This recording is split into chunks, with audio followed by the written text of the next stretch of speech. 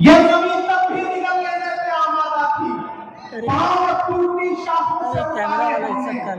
उन मकानों को खबर है, उन मकीनों को खबर, उन दिनों की जो खलाओं में गुजारे हमने।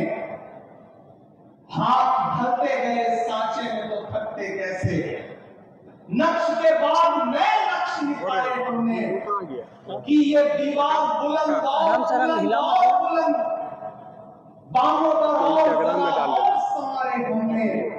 आंधियां तोड़ इंस्टाग्राम में अपना भी डाल लेना ना, जड़ दिए इसलिए बिजली के सितारे हमने। समझा। आज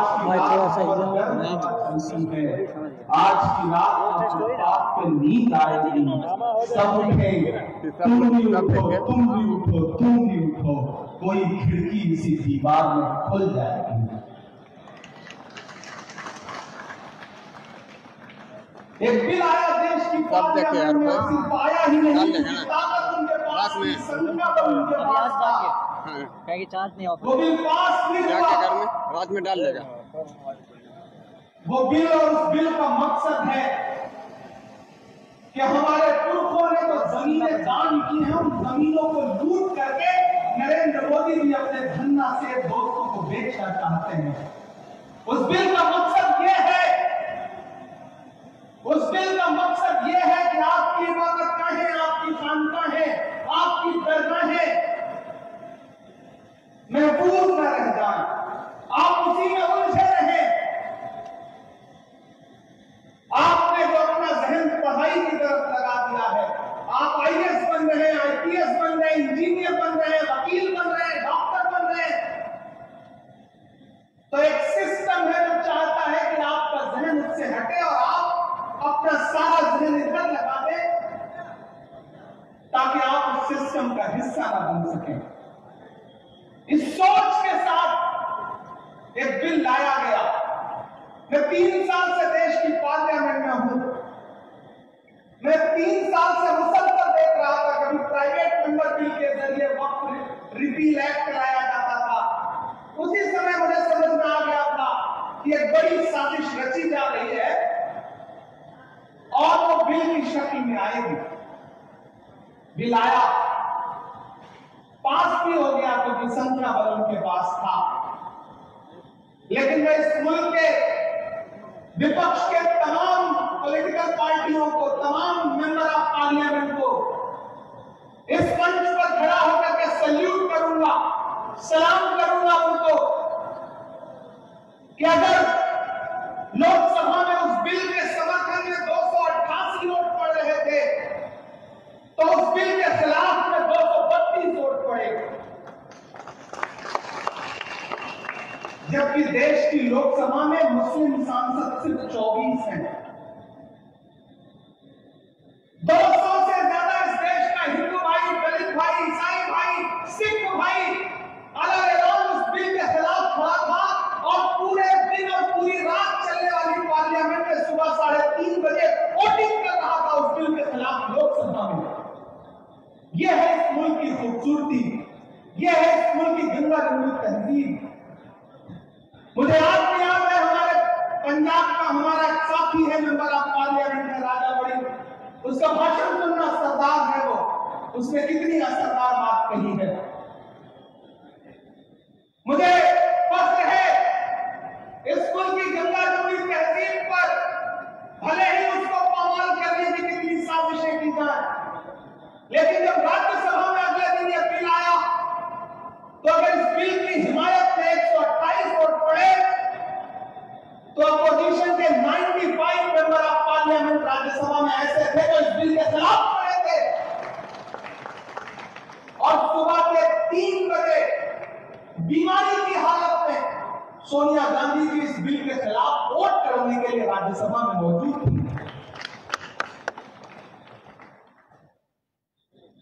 हमी को कातिल कहेगी दुनिया, हमारा ही कत्लेआम होगा।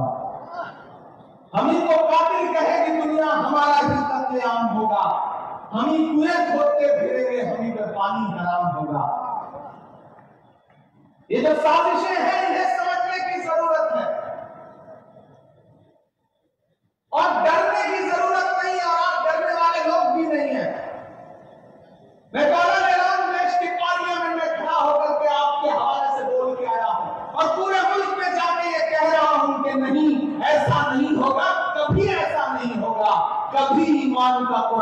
सौदा नहीं होगा। नहीं, ऐसा नहीं होगा, कभी ऐसा नहीं होगा। कभी ईमान का, कुरान का सौदा नहीं होगा। हमें तुम कत्ल कर दो शौक से मंजूर है, लेकिन शरीयत के किसी मुद्दे पे समझौता नहीं होगा, नहीं होगा। लेकिन एक बात मैं यहां खड़ा होकर कहना चाहता हूं, मुस्लिम पर्सनल कोर्ट के तमाम जिम्मेदारान बैठे हैं, हमारे तमाम सियासी साथी बैठे हैं, कि हुकूमतों ने आपको परेशान करने के लिए, आपको पामाल करने के लिए अपने तरीके बदल दिए हैं, अपने हथियार बदल दिए हैं, तो आपको भी लड़ाई के तरीके बदलने पड़ेंगे। आपको अपनी लड़ाई के तरीके बदलने पड़ेंगे, आपको अपनी भाषा बदलनी पड़ेगी। मैं बहुत जिम्मेदारी से यह बात कह रहा हूं, और ये बात इसलिए कह रहा हूं कि मैं रांची में खड़ा हूं। यह वह सरजमीन है जहां तकरीबन 3.5 साल मौलाना अबुल कलाम आजाद ने नजरबंद रह करके गुजारा है। इन आबो हवाओं में, इन फजाओं में मौलाना आजाद की खुशबू है, यहां उनके एहसास है। मैं इसलिए यहां खड़ा होकर के यह बात कह रहा हूं। मैंने जब देश की पार्लियामेंट में अपनी तकरीर शुरू की थी, तो उस समय भी मौलाना आजाद से शुरू की थी। मैंने कहा था कि 1947 में जामा मस्जिद की सीढ़ियों पर खड़े होकर के जब मौलाना आजाद ने तकरीर की थी और ये कहा था कि कहां जा रहे हो, ये है तुम्हारा मुल्क, यहां तुम्हारे आबाओ अजदाद की कब्रें हैं, तो लोगों ने अपने सरों की गठरियां उतार के रख दी थी। और आज उसी जामा मस्जिद की सीढ़ियों के पास सोए हुए मौलाना आजाद को फिर से सजा देनी पड़ेगी कि यह मेरी कब्र है, यह सरकार की जागीर नहीं है। यह सरकार जो आपकी इबादत गाहों को, आपके कब्रिस्तानों को अपनी जागीर बना लेना चाहती है, दरअसल मुखालफत उस सोच के खिलाफ है। वो जो अमेंडमेंट लेके आए हैं, उसमें कुछ अमेंडमेंट इतने खतरनाक हैं कि अगर वो जमीन पर उतर गए और लागू हो गए तो हर शहर में, हर जगह ये सरकार एक अलग तरीके की फिरका परस्ती फैलाना चाहती है। हम लोग उसके खिलाफ पार्लियामेंट में भी लड़ रहे थे, सुप्रीम कोर्ट में भी लड़ रहे हैं। हमारे कई साथी हैं जिन्होंने अपने अपने तौर पे खुद से पिटीशन फाइल किया है। मैं भी पार्लियामेंट में लड़ने के बाद सुप्रीम कोर्ट में भी इस मुद्दे पर लड़ रहा हूं, और हमें सुप्रीम कोर्ट से बहुत उम्मीदें हैं कि वो आइन का पास जरूर रखेंगे, लेकिन हर लड़ाई सिर्फ पार्लियामेंट और न्यायालयों तक ही नहीं लड़ी जाती। और मैंने तो पार्लियामेंट में भी छाती ठोक के ये बात कही थी कि आज जो आप कृषि कानून, आज जो आप ये वक्फ का कानून लेकर के आए हैं, इसी खसक और इसी जिद के साथ आप देश की पार्लियामेंट में सीए का कानून भी लाए थे, और आपने ये कहा था कि हम दूसरे मुल्कों में बसने वाले हिंदू भाइयों को हिंदुस्तान में ला करके उनको नागरिकता देंगे, उनको सिटीजनशिप देंगे। लेकिन मैंने उनकी पोल खोलते हुए ये बात कही थी कि पिछले 10 साल में 2000 हिंदू भाई भी आपसे नागरिकता मांगने के लिए नहीं आए। इसके उलट 15 लाख हिंदुस्तानियों ने पिछले 10 साल में हिंदुस्तान की सिटीजनशिप छोड़ दी, दूसरे मुल्कों में जाकर के बस गए। यह अंजाम हुआ है इस कानून का। ऐसे ही कृषि कानून लेकर के आए थे, उसके फायदे गिनवाए थे पूरे मुल्क को उन्होंने। लेकिन आपको याद होगा, मैं सलाम करूंगा अपने देश के किसानों को कि उन्होंने दिल्ली की सरहद पर आकर के अपने तंबू गाड़ दिए। 700 किसान शहीद हो गए, और एक दिन मजबूर होकर के देश के प्रधानमंत्री को अपने रूखे गले के साथ देश से कहना पड़ा कि हम कृषि कानून वापस ले रहे हैं। यह अंजाम हुआ उस कानून का। तो आप ये मत समझिए कि देश की पार्लियामेंट में कानून उन्होंने पास कर दिया तो अब आप खामोश होकर बैठ जाएंगे। नहीं, देश का आईन आपको ताकत देता है, आपको इजाजत देता है, और आपसे कहता है कि अगर कोई कानून अवाम के खिलाफ है तो उस पर बात होनी चाहिए, एहतजाज होना चाहिए। और मुझे खुशी है कि पूरे मुल्क का मुसलमान एहतजाज कर रहा है और ये कह रहा है कि हम इस लड़ाई को छोड़ेंगे नहीं, इस लड़ाई को लड़ते रहेंगे। क्योंकि हम करें बात दलीलों से तो रद्द होती है, हम करें बात दलीलों से तो रद्द होती है, उनके होठों की खामोशी भी सनद होती है। कुछ न कहने से भी छिन जाता है इजाज़े सुखन, जुल्म सहने से भी जालिम की मदद होती है। ये जुल्म सहना नहीं है, इसके खिलाफ आवाज उठानी है, क्योंकि इसी जमीन में जो खुददारी बोई है मौलाना अबुल कलाम आजाद ने। मैं आज रास्ते में आ रहा था तो मैं दिल्ली के जामा मस्जिद में 1947 में उनका दिया गया भाषण, उनकी तकरीर पढ़ रहा था, तो मुझे लगा कि जब मैं वहां खड़ा होऊंगा तो मैं दोनों को कैसे एक दूसरे से कनेक्ट करूं। 1947 में दिल्ली की जामा मस्जिद की सीढ़ियों पे मौलाना आजाद की तकरीर, और 3.5 साल यहां नजरबंद रहते हुए उन्होंने जो सोचा, जो लिखा, शायद दोनों बहुत एक दूसरे से कनेक्ट करते हैं। और आज तो बारिश भी हुई है। उन्होंने उस वक्त कहा था तकरीर करते हुए कि अजीजों, अपने दिलों को मजबूत बनाओ, अपने दिलों को मजबूत बनाओ और अपने दिमागों में सोचने की आदत डालो, फिर देखो ये फैसले तुम्हारे लिए कितने फायदेमंद होंगे। ये देखो मस्जिद के मीनारे तुमसे उचक उचक कर सवाल कर रहे हैं कि तुमने अपने तारीख के सफात को कहां गुम कर दिया है। अभी कल की ही बात है कि यही जमुना के किनारे तुम्हारे काफिलों ने वजू किया था, और आज तुम हो कि यहां रहते हुए खौफ महसूस करते हो। अजीजों, अपने अंदर एक बुनियादी तब्दीली पैदा करो। तुम्हारा खौफ बेटा है। मुसलमान और बुज़दिली एक जगह जमा नहीं हो सकता। सच्चे मुसलमान को कोई ताकत हिला नहीं सकती है, ना कोई खौफ डरा सकता है। चंद इंसानी चेहरों के गायब हो जाने से डरो मत।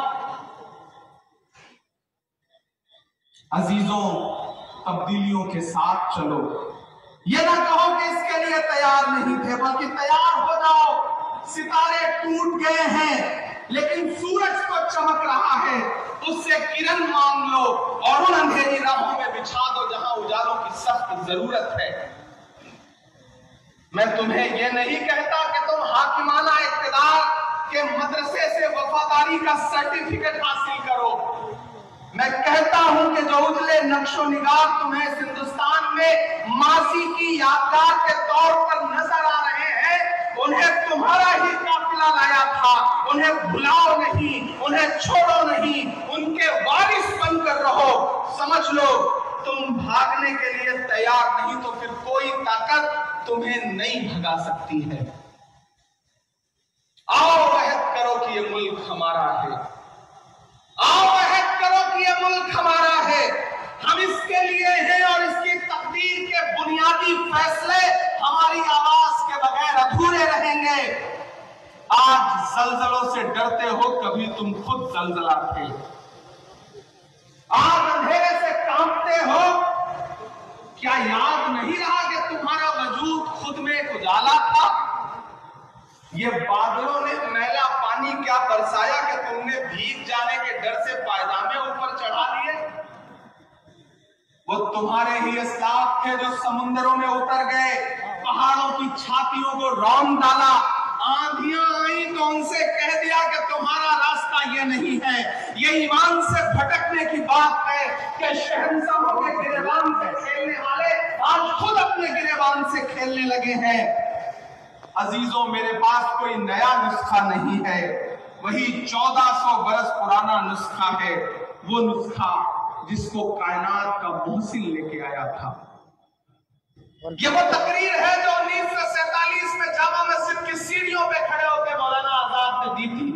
मैं रांची में खड़ा था तो मुझे लगा कि इसे दोहराना जरूरी है। आप डरिए मत। एक लड़ाई पार्लियामेंट में, एक लड़ाई अदालत में, तो एक लड़ाई जमीन पर।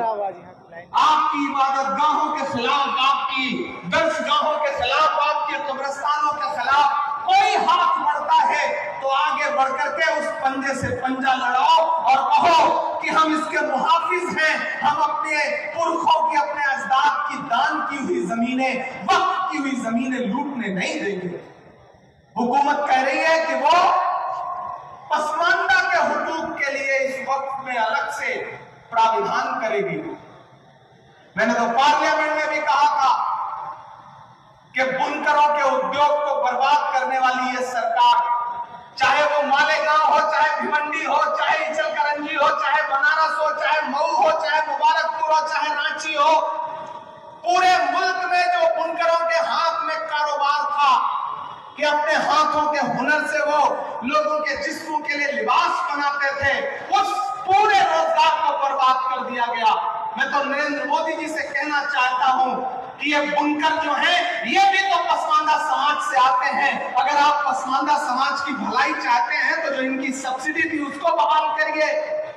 आप कहते हैं कि आप मुस्लिम बहनों के हुकूक के लिए कानून लेकर के आए हैं और वक्फ में आप मुस्लिम बहनों को हिस्सा देंगे।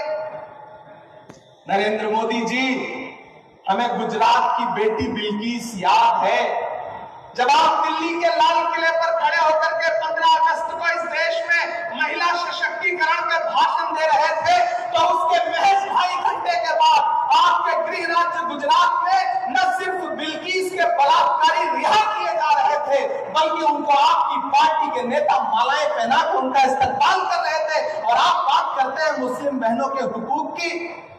ये कहानी किसी और को सुनाइएगा नरेंद्र मोदी साहब। हम समझते हैं इस खेल को, हमारी नई नस्लें समझती हैं इस खेल को। ये लड़ाई जारी रहनी चाहिए। रांची वालों, एक बात याद रखना कि जब वक्त में कोई लड़ाई लड़ी जाती है तो जीत उसमें यकीनन हमारी होती है। वक्त की अहमियत को समझना पड़ेगा। जो अखबार सुबह 5 रुपए का एक बिकता है, शाम होते होते वही 5 रुपए का 1 किलो मिलता है। आप लोग ये जो सुन रहे हैं उसको आप लोग शेयर भी नहीं कर रहे, तो बहुत कम शेयर भी हो रहा है। काफी लोग यहाँ आए हैं, लेकिन आप जो देख रहे हैं घर पे बैठ के, वो तो कम से कम शेयर करते जाएं। उनको महान बताते रहेंगे। हर प्लेटफॉर्म पे आवाज उठाइए, बाबा से बुलंद बोलिए। इस देश के सिख भाई, इस देश के आदिवासी भाई, इस देश के दलित भाई, इस देश के पिछड़े और इस देश के अमन पसंद फॉरवर्ड क्लास के लोग भी आपके साथ हैं। वो इस लड़ाई में आपकी बाट जोड़ रहे हैं और आपका साथ देने के लिए तैयार हैं।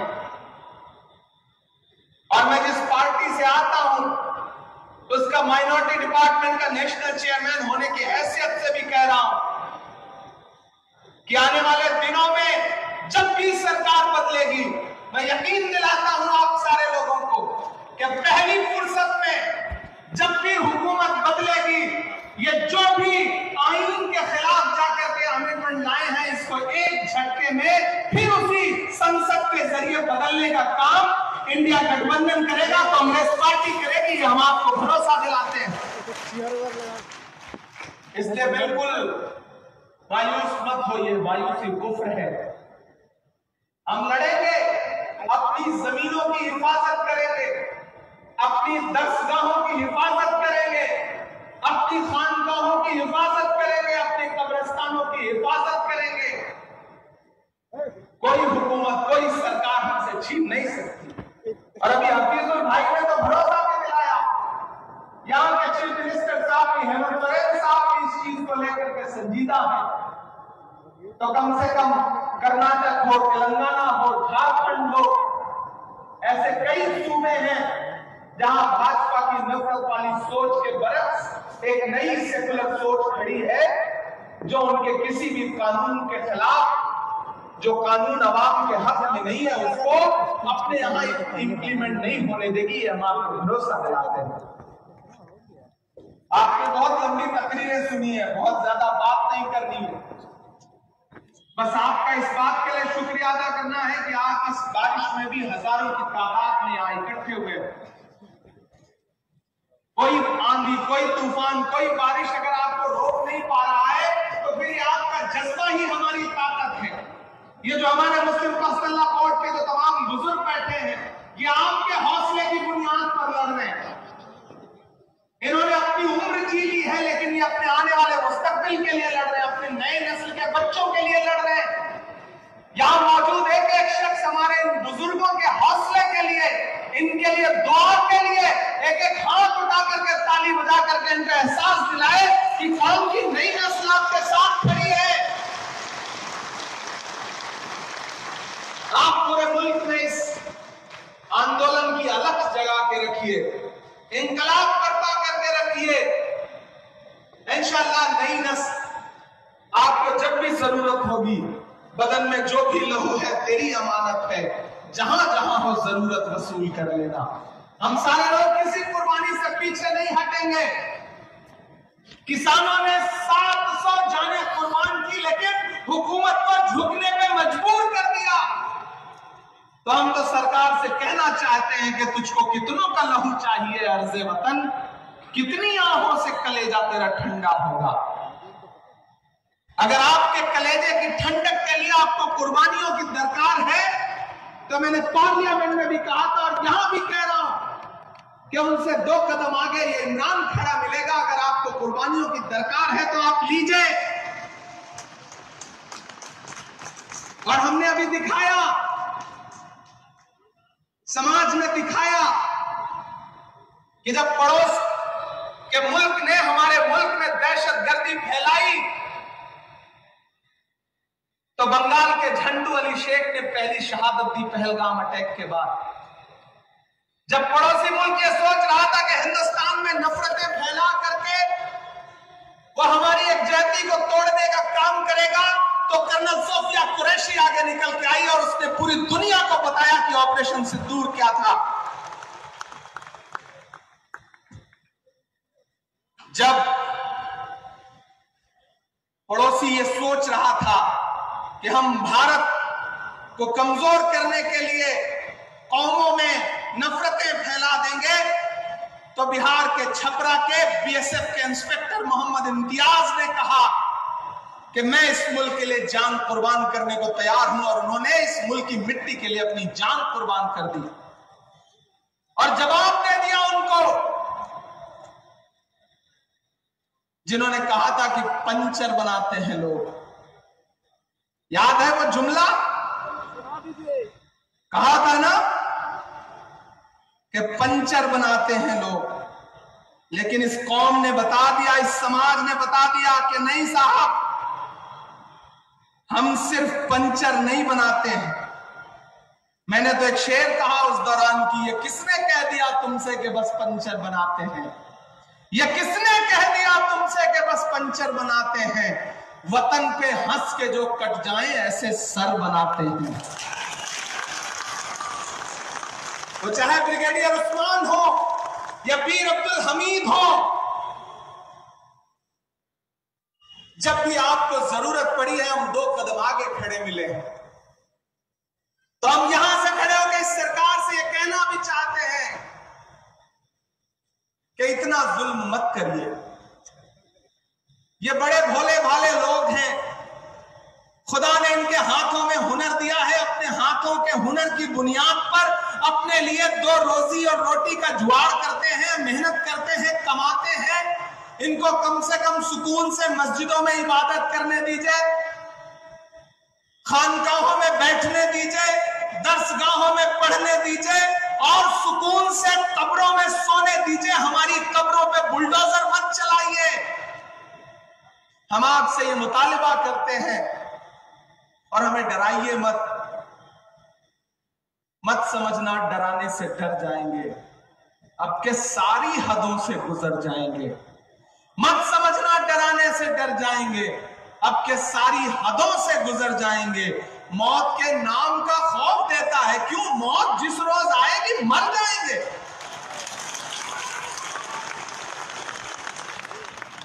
हमने जमजम दिया, आबे गंगा दिया, तुमने भारत को दंगा ही दंगा दिया।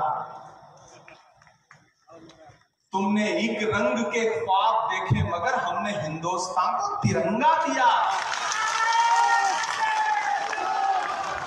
ये तिरंगा बदन पर लपेटे हुए एक दिन इस जमीन में उतर जाएंगे, मत समझना डराने से डर जाएंगे। हुकूमतों को यह बात समझ लेनी चाहिए और वो समझ भी रहे हैं, ऐसा नहीं कि नहीं समझ रहे। ये वक्फ अमेंडमेंट एक्ट पास होने के बाद जो मुल्क में कुछ बहुत सरप्राइजिंग हुआ है, कहीं ना कहीं इस बात का सबूत है कि वो समझ रहे हैं और चाहते हैं कि आपका जहन इससे हट जाए। लेकिन मैं मुस्लिम पर्सनल लॉ बोर्ड को सलाम करूंगा कि उन्होंने कहा है कि नहीं, हम जहन नहीं हटने देंगे, हम लगातार लोगों को बेदार करते रहेंगे और बेदार कर रहे हैं। मैं मेंबर ऑफ पार्लियामेंट हूं, मुझे आपकी दुआओं ने पार्लियामेंट में पहुंचाया है। मैं आप सबको, अपने बुजुर्गों को भरोसा दिला रहा हूं कि जहां भी जब भी आप सबको जरूरत लगे, यहां हमारे श्रीनगर से मेंबर ऑफ पार्लियामेंट रोल्ला साहब बैठे हैं, मुहिबुल्लाह नदवी साहब बैठे हैं, जियाउर रहमान बख्श साहब बैठे हैं, हम सब आपको भरोसा दिलाते हैं कि आपको जब भी जरूरत हो आप आवाज लगाइए। खुदा ने हमें जो भी ताकत दी है उस तमाम ताकत के साथ इस लड़ाई में आपके साथ शाना बशाना खड़े हैं। ये नहीं देखेंगे कि क्या नफा होगा क्या नुकसान होगा, जो होगा होगा। ये लड़ाई बहुत जरूरी है और ये लड़ाई बहुत अहम है। हम इस लड़ाई में आपके साथ खड़े हैं।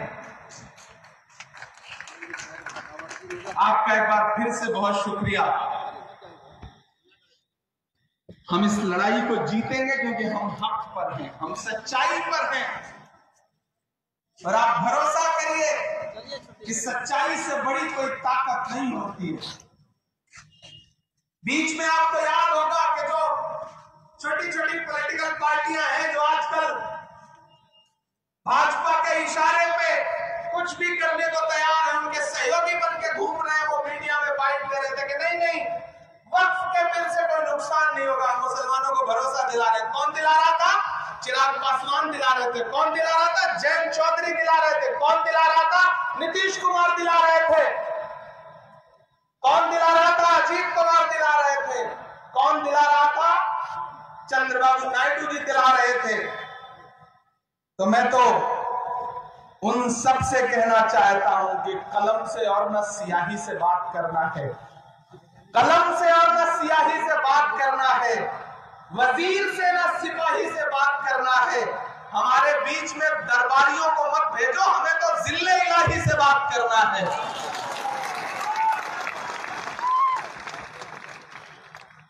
हम हुकूमत से सीधे कह रहे हैं कि आप आईन को कुचलिए मत। डॉक्टर बाबा साहब अम्बेडकर का लिखा हुआ है जो आईन है, ये जो संविधान है, उसका आर्टिकल 14 हो, आर्टिकल 26 हो, आर्टिकल 30 हो, वो इस मुल्क के हर शहरी को, हर नागरिक को ये इजाजत देता है कि वो जैसे चाहें वैसे पूजा कर सकते हैं, इबादत कर सकते हैं, अपने इबादत गाहें बना सकते हैं, अपने गुरुद्वारे बना सकते हैं, मंदिर बना सकते हैं, मस्जिद बना सकते हैं।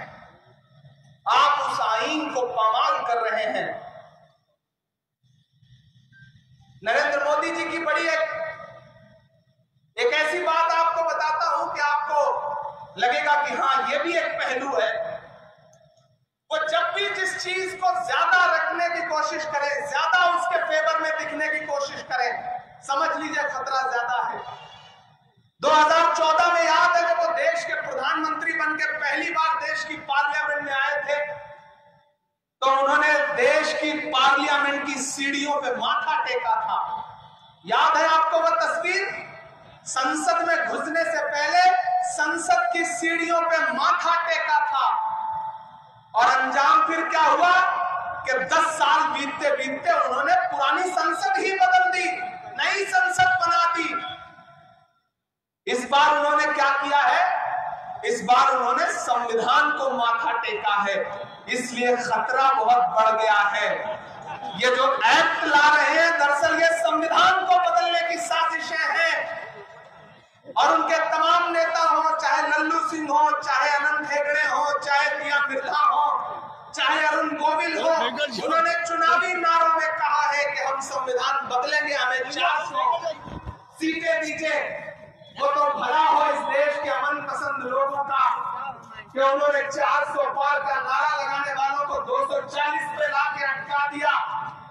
उनको हुकूमत चलाने के लिए 2 बैसाखियों की जरूरत पड़ी, एक नीतीश बाबू की, एक चंद्र बाबू की। एक भी बैसाखी हटकी, सरकार की सांस अटकी।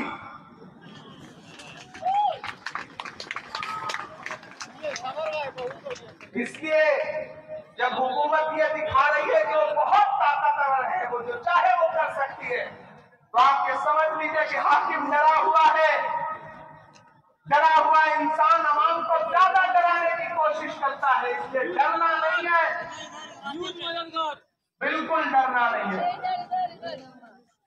हुकूमत की आंख से आंख मिला के कहना है कि मैं ये नहीं कहता कि मेरा सर न मिलेगा, मैं ये नहीं कहता कि मेरा सर न मिलेगा, लेकिन मेरी आंखों में मुझे डर न मिलेगा।